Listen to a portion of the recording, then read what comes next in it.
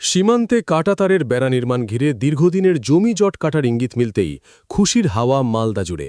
রাজ্যে রাজনৈতিক পালাবদলের পর হবিবপুর বিধানসভার ধুমপুর গ্রাম পঞ্চায়েতের যোধকুবের এলাকার কৃষকদের একাংশ এবার জমি হস্তান্তরে সম্মতি জানিয়েছেন। জানা যাচ্ছে, আগামী ৪৫ দিনের মধ্যেই জমি হস্তান্তরের প্রক্রিয়া সম্পূর্ণ করার সিদ্ধান্ত নেওয়া হয়েছে। স্থানীয় সূত্রে খবর, বহু বছর ধরেই সীমান্ত এলাকায় কাঁটাতারের বেড়া নির্মাণের জন্য জমি অধিগ্রহণের বিষয়টি ঝুলেছিল। কৃষকদের একাংশের অভিযোগ, আগের সরকার বারবার জমি নেওয়ার আশ্বাস দিলেও সেই প্রক্রিয়া সেভাবে এগোয়নি। তবে দেশের নিরাপত্তার স্বার্থে জমি দিতে তারা বরাবরই প্রস্তুত ছিলেন বলে জানিয়েছেন এলাকার কৃষকদের একাংশ। বাংলাদেশিরা আমাদের ধান গবাদি পশু নিয়ে চলে যায়। কাঁটাতার হওয়ার জন্য আমরা খুব খুশি হব যদি কাঁটাতার হয়, যাতে বাংলাদেশিরা যাতে প্রবেশ করতে না পারে আমাদের ভারতে। তার জন্য বহুবার মাপজোক হয়েছে, কোনো রকম এখনও ব্যবস্থা হয়নি। তাই আমরা চাইছি যাতে কাঁটাতারটা খুব তাড়াতাড়ি হয়। হ্যাঁ, জমি তো দিতে অবশ্যই হবে, কারণ জমি দিলে আমাদেরও উপকৃত হব আমরাও। বেড়া তার তো আমাদের খুব জরুরি, মানে বাংলাদেশের খুব অত্যাচার এদিকে আমাদের এখানে। যাচ্ছে ধানও কাটে নিয়ে যায়, সময় সময় যা চুরিও নিয়ে চলে যায়, এনটেন গরু পিছু নিয়ে চলে যাচ্ছে। যাই হোক, ওটা সব বেড়াটা খুব জরুরি।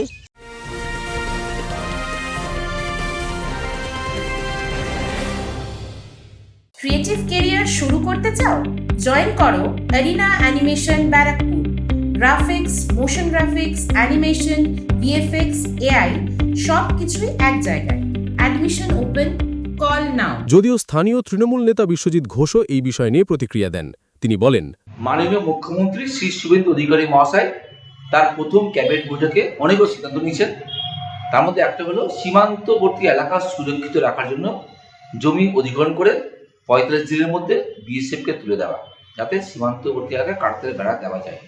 আমরা ধন্যবাদ জানাই মাননীয় মুখ্যমন্ত্রী শ্রী শুভেন্দু অধিকারী মহাশয়কে, তিনি তার প্রথম ক্যাবিনেট বৈঠকে এই উদ্যোগ নেওয়ার জন্য। দেখুন, আমরা দেখেছি বিগত দিনের তৃণমূল কংগ্রেস সরকার সীমান্তবর্তী এলাকায় কাঁটাতার বেড়া দেওয়ার জন্য প্রচুর জমি অধিগ্রহণ করে বিএসএফকে বা স্বরাষ্ট্র দপ্তরকে দিয়েছিলেন, এবং প্রচুর জায়গায় কাঁটাতারের বেড়া তৈরি হয়েছে এবং সীমান্তবর্তী এলাকা সুরক্ষিত ছিল। কিছু কিছু জায়গাতে জমি অধিগ্রহণ করতে সমস্যা হয়েছিল, তবুও জমি অধিগ্রহণ করে বিএসএফকে তুলে দেওয়া হয়েছে, সেখানেও হয়তো অধিগ্রহণ করা রয়েছে। আবার কিছু কিছু জায়গাতে হয়তো কেন্দ্রীয় সরকার সহায়তা করতে পারেনি বা করেনি, বা বিএসএফও সহায়তা করেনি, কিন্তু জমি অধিগ্রহণ থেমে থাকেনি, বিএসএফকে জমি দেওয়া হয়েছে। বর্তমানে কিছু কিছু জায়গাতে ভোটের জন্য হয়তো সমস্যা হয়েছিল, কাজ থমকে যাওয়াতে কাজ হয়নি। আমরা চাইব এই সরকার সেগুলো অধিগ্রহণ করে, যেগুলো আটকে আছে অধিগ্রহণ করে, মানুষের সাথে কথা বলে সেই জমি অধিগ্রহণ করে বিএসএফকে বা স্বরাষ্ট্র দপ্তরকে তুলে দেবে এবং কাঁটাতার বেড়া সম্পূর্ণ করবে, যাতে সীমান্তবর্তী এলাকা সুরক্ষিত থাকে, কোনো রকম অনুপ্রবেশ না ঘটে, কোনো রকম পাচার না হয়। এবং বিগত দিনে সরকারও অনুপ্রবেশ আটকানোর চেষ্টা করেছিলেন এবং অনুপ্রবেশ বন্ধ হয়েছিল। এদিকে হবিবপুর বিধানসভার বিজেপি বিধায়ক জুয়েল মুর্মু দাবি করেন, আমরা বারবার কাঁটাতারের জন্য আন্দোলন করেছি, সমস্ত জায়গায় আমরা আন্দোলন করেছি। আমরা টিএমসি সরকারকে বলেছিলাম যেটা তার ঘেরা করতে হবে, ফিনিশিং করতে হবে, বিএসএফদেরকে জায়গা দিতে হবে, কিন্তু এতবার আন্দোলন করার পরও, স্বরাষ্ট্রমন্ত্রী বলার পরও, প্রধানমন্ত্রী বলার পরও আজকে তারা করতে পারেনি। হ্যাঁ, তখন টাকা দেওয়া হয়েছিল, তখন যাদের যাদের জমিকে মাপজোক করা হয়েছিল, কিন্তু এক শ্রেণীর মানুষকে যখন টাকা দেওয়া হয় আর এক শ্রেণীর মানুষ তখন টাকা পায় না। কারণ কিভাবে যাদের জমিটা আছে, যাদের রেকর্ড সম্পত্তি আছে, তারা টাকা পাচ্ছে, আর যাদের পাট্টা রেকর্ড আছে তারা টাকা পাচ্ছে না। এই হবিবপুর ব্লকের মধ্যে দিয়ে এই ভোট চলাকালীন অবধি যখন আমরা লড়াই করি, আন্দোলন করি, আর আন্দোলন করার পর আমরা বলেছি যে সমস্ত যারা আজকে যাদের বর্ডার ডেভেলপমেন্ট করার জন্য যে আজকে আমাদের যে অধিগ্রহণ করার জন্য রেডি ছিল, তারা যে জমি দিচ্ছে, তারা কেন টাকা পাবে না? এই যে প্রতিবাদ, এই প্রতিবাদ অনেক প্রতিবাদ করেছি হবিবপুর ব্লকের মধ্যে, আর তাদেরকে টাকা দিতে হবে, আর টাকা না দিলে আমরা ছাড়ব না, সেই আন্দোলন করব। আর এরকম করে আন্দোলন করার পর তাদেরকে কিছু লোককে টাকা দেওয়া হয়েছে আর অনেক লোককে টাকা দেওয়া হয়নি। কিন্তু এইখানে অনেক জায়গায় আমাদের জমি অধিগ্রহণ করা হয়নি।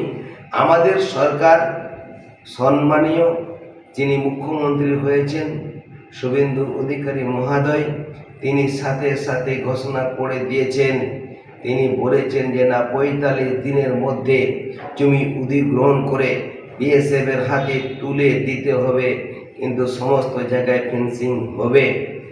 আর তার জন্য আমি সরকারকে, ভারতীয় জনতা পার্টির সরকারকে আমার পক্ষ থেকে অনেক অনেক ধন্যবাদ, নমস্কার জানাই। সীমান্ত এলাকায় কাঁটাতারের বেড়া নির্মাণ হলে নিরাপত্তা যেমন বাড়বে, তেমনি চুরি ও অনুপ্রবেশের সমস্যাও অনেকটাই কমবে বলে আশা স্থানীয়দের। কাঁটাতার না থাকাতে বহুত রকম সমস্যা।